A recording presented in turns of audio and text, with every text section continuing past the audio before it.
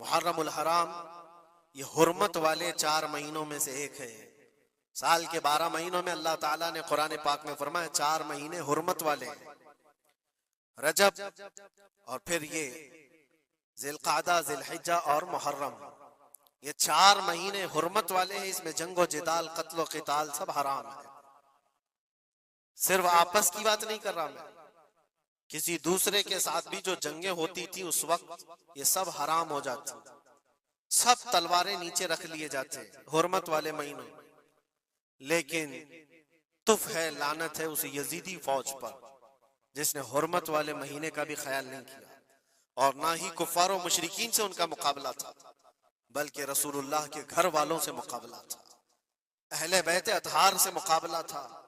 हुर्मत वाले महीनों की धज्जियां उड़ा दी गई। करबला के उस मैदान को पूरा लालाजार कर दिया, इस तरह खून रेज कर दिया गया। हर जगह अहले बैत के टुकड़े नजर आते थे। वो एक अजीम सानहा है, एक अजीम हादसा है जिसको रहती दुनिया तक भुलाया नहीं जा सकता। आज मैं थोड़ी बातें अर्ज करके आपके सामने ये बात रखूंगा। अल्लाह के नबी सल्लल्लाहु तआला अलैहि वसल्लम ने इस हुर्मत वाले महीने की फजीलत भी बयान फरमाई। और इस मुहर्रम में हजरत हफ्सा रदी अल्लाह तआला अन्हा जो हुजूर की ज़ौजा है, वो फरमाती है रसूल पाक सल्लल्लाहु तआला अलैहि वसल्लम 4 अमल जिंदगी में कभी तर्क नहीं करते थे, छोड़ते नहीं थे। वो क्या है? तो आप फरमाती हैं उनमें से एक आशूरा का रोजा हुजूर कभी नहीं छोड़ते थे। आशूरा का रोजा रसूल पाक सल्लल्लाहु तआला अलैहि वसल्लम कभी तर्क नहीं फरमाते। इसकी बड़ी फजीलत है। यह आशूरा क्या है? 10वीं मुहर्रम के दिन को आशूरा कहा जाता है। बड़ा तारीखी दिन है। और बल्कि अल्लाह के नबी सल्लल्लाहु अलैहि वसल्लम ने यह भी फरमाया कयामत भी इसी दिन को आने वाली है। 10 मुहर्रमुल हराम होगी और जुमा का दिन ही होगा, जिस दिन सूर फूंका जाएगा और पूरी दुनिया फना कर दी जाएगी और क़यामत का मंजर कायम हो जाएगा। आशूरा का दिन आता है तो ऐ मोमिनो, सब के सब अल्लाह की बारगाह में दौड़ आ जाओ, इबादत के लिए लग जाओ। और उस दिन ये याद करना चाहिए कि यही वो दिन होगा जब हमें बारगाह रब्बुल इज्जत में खड़ा किया जाएगा। अव्वलीन से लेकर आखिरीन तक जितने भी पैदा हुए इस रोए जमीन पर सबको उठाया जाएगा, हिसाब व किताब होगा। और वो 50,000 साल के बराबर का एक दिन होगा। उस दिन को याद करके आशूरा का एहतमाम करना जरूरी है। आशूरा में तो वैसी यादगारें बहुत हैं। आदम अलैहिस्सलाम के मुतालिक उनकी तौबा उसी दिन कबूल हुई।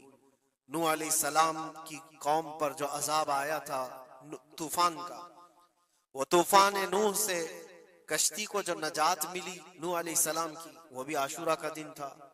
सैयदना यूनुस अलैहिस्सलाम को मछली के पेट से बाहर निकाला गया, वो भी आशूरा का दिन था।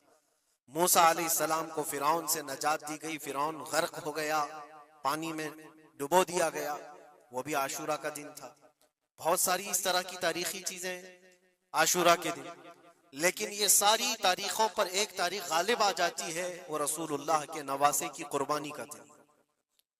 इसलिए कि वो पूरी उम्मत को हिला देने वाला हादसा है। नबी आखिरुज़्ज़मान सल्लल्लाहु तआला अलैहि वसल्लम ने अपने उस लख्ते जिगर को, अपने उस नूरे नजर को, जिसके लिए अपने सजदे लंबे कर दिया करते थे। जानते हैं आप, हुजूर पाक सल्लल्लाहु अलैहि वसल्लम के एक बेटे थे हजरत इब्राहिम, और ये उसी जमाने के हैं जब हजरत इमाम हुसैन भी पैदा हुए थे और हुजूर की गोद में आपके अपने बेटे भी थे। हुजूर सल्लल्लाहु तआला अलैहि वसल्लम के वो एक ही बेटे हैं जो 6 महीने तक जिंदा रहे। हुजूर सल्लल्लाहु अलैहि वसल्लम अपनी गोद में बिठाकर उन्हें प्यार कर रहे थे और इमाम हुसैन को भी गोद में रखे हुए थे। एक तरफ नवासा है और एक तरफ बेटा है।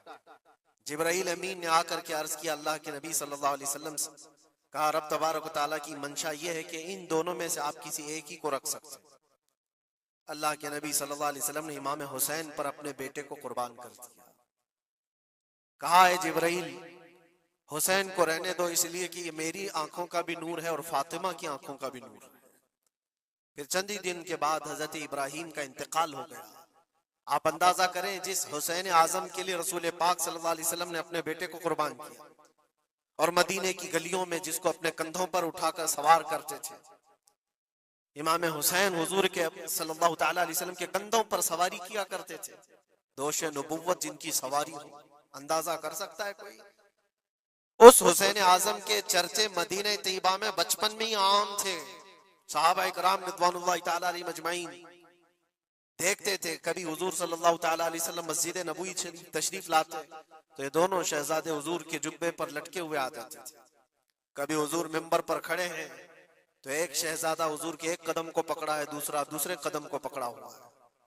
ये तो उनकी परवरिश थी जो बचपने की थी। सहाबा उनकी इस बचपने पर रश्क किया करते थे और सहाबा इकराम रिज़वानुल्लाहि ताला अलैहिम अजमईन अदब हद दर्जे का करते थे। आपको मैं बताऊं, अदब तो ऐसा था अहले बैत अथहार का। इमाम हुसैन की उम्र छोटी सी थी, इमाम हुसैन, और एक जमाना ऐसा था जब हुजूर पाक सल्लल्लाहु अलैहि वसल्लम के विसाल के बाद हजरत अबू बकर का जमाना आया। 2.5 साल आपने खिलाफत की। फिर उसके बाद हजरत उमर का दौरे खिलाफत शुरू हुआ और हजरत उमर के दौरे खिलाफत को कौन नहीं जानता। ऐसे रोबो दबदबे वाला खलीफा कि लोग उनकी हैबत से कांपते थे। कैसर और किसरा कांप रहे होते थे। बड़ी बड़ी फौजें थर्राती थी उस नाम से, हजरत उमर के नाम से। उनके दौरे खिलाफत में एक बार ऐसा हुआ था कि हजरत उमर के बेटे हैं अब्दुल्ला, और उनका और हजरत इमाम हुसैन का बचपन में कुछ झगड़ा हो गया। छोटी उम्र थी, इमाम हुसैन की भी उम्र छोटी थी, अब्दुल्ला की उम्र भी छोटी थी। दोनों तकरार करते रहे, कुछ न कुछ बातचीत हुई होगी।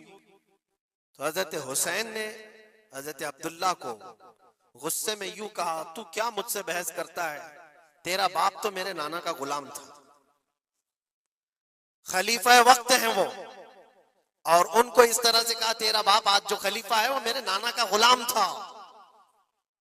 हजरत अब्दुल्ला को ये बात लगी, कहा मैं ये शिकायत अमीरुल मोमिनीन से करूंगा। वो दौड़ करके आए, खलीफा वक्त है जिसके सामने खड़े होने के लिए अच्छे अच्छे कांप जाते थे।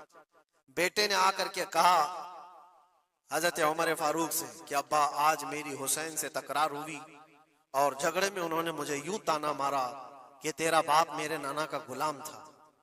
हजरत उमर उतर आए कुर्सी से और कहा क्या हुसैन ने ऐसा कहा? कहा बिल्कुल ऐसा ही कहा। तो हजरत अब्दुल्ला कहते हैं अब्बा का जलाल देख करके मैं समझ गया कि हुसैन को सजा मिलेगी। कहा जाओ हुसैन को बुला लाओ, हुसैन को बुला लाओ, उन्होंने ये कहा है मैं सुनना चाहता हूं। हजरत अब्दुल्ला दौड़े हुए गए, चंद और लोग भी साथ में आ गए कि हुसैन की पेशी हो गई है खलीफा वक्त के दरबार में। अमीरुल मोमिनीन उमर इब्न खत्ताब ने तलब किया है।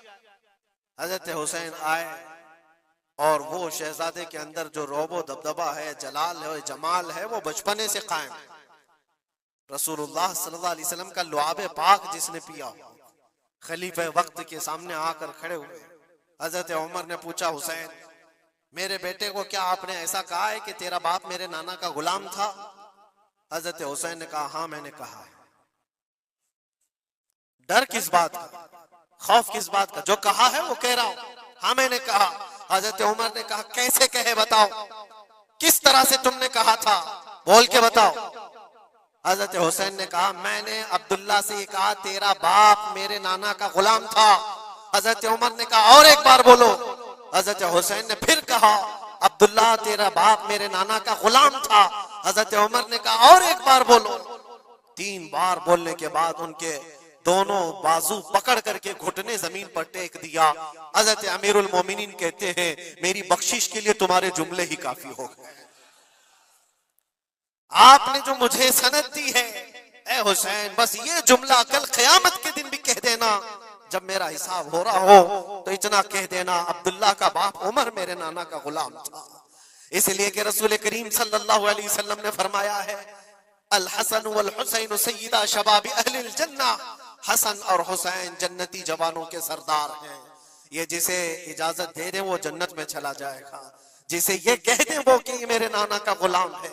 मुझे बताओ मेरे अजीजों, उस हुसैन आजम की बात मैं कर रहा हूँ, वक्त का बारौब खलीफा अमीरुल मोमिनीन उमर इब्न खत्ताब जिनके सामने घुटने टेक करके बैठे और कहे ये जुमला दोबारा कहो, उनका मकाम क्या हो सकता है? हद दर्जे का अदब सहाबा इकराम के अंदर था। और एक मर्तबा ऐसा भी हुआ था, हजरत उमर मिंबर पर खड़े थे, हजरत इमाम हुसैन अपने घर से दौड़ते हुए आए। ये वो मंजर था जब उन्होंने अपने नाना को मिंबर पर खुतबा देते हुए सुना है। जमाना उन्होंने आंखें खोली हैं हुजूर की गोद में, बचपना पाया है रसूलुल्लाह के घर में, और देखा है सबसे पहले खुतबा देते हुए तो अपने नाना को देखा था। लेकिन जब रसूल करीम सल्लल्लाहु अलैहि वसल्लम की वफात हो गई तो पूरा अंधेरा सा छाया हुआ था। हजरत इमाम हुसैन, उनके मुतालिक है कि एक बार हजरत उमर मिंबर पर खड़े थे, वो दौड़ते हुए आए मस्जिद में। हजरत हुसैन को ऐसा लगा कि रसूलुल्लाह खुतबा दे रहे। वो यादें कहां से जाती जो रसूलुल्लाह को खुतबा देते हुए देखा था। दौड़ते हुए आए, देखा उमर फारूक खुतबा दे रहे हैं, तो चीख करके कहा कि आप मेरे नाना के मिंबर से उतर जाओ, ये मेरे बाप का मिंबर है, अपने बाप के मिंबर पर जाओ, तुम्हारे बाप के मिंबर पर जाओ। हजरत उमर उतर गए, ये नहीं कि खुतबा कायम रखा, फौरन उतर आए और शहजादे को पकड़ करके रोने लग गए।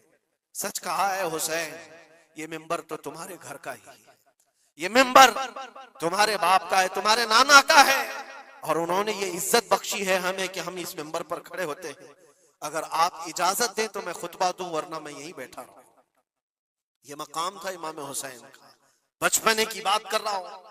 फिर उन्होंने कहा आप खुतबा दें। हजरत उमर खुतबा देने लगे। अजीजा ने गिरामी, रसूल करीम सल्लल्लाहु तआला अलैहि वसल्लम के उस अजीम खानवादे की बात कर रहा हूं। दुनिया ने इमाम हुसैन की दास्ताने करबला की बहुत सुनाई, और हम भी सुनाते रहे और सुनते भी रहे। वो तो आखिरी वक्त की कुर्बानियां हैं। जब आपकी जिंदगी पाक तमाम होने को आई, उस वक्त तो करबला में पहुंचे, लेकिन आपकी इब्तिदाई जिंदगी और आपकी जवानी, ये सब मामलात हर नौजवान के सामने होना चाहिए। अगर नौजवान आज हमारा ये कहता है कि मेरा आइडियल हुसैन है, तो उसको हुसैन की जिंदगी पढ़ना चाहिए। अगर वो पढ़ेगा तो यजीदियों की तरह जीना छोड़ देगा, जीने का तरीका यजीदियों की तरह, और नारे हुसैन के हों तो ये जमीन और आसमान का फर्क है मेरे अजीजों।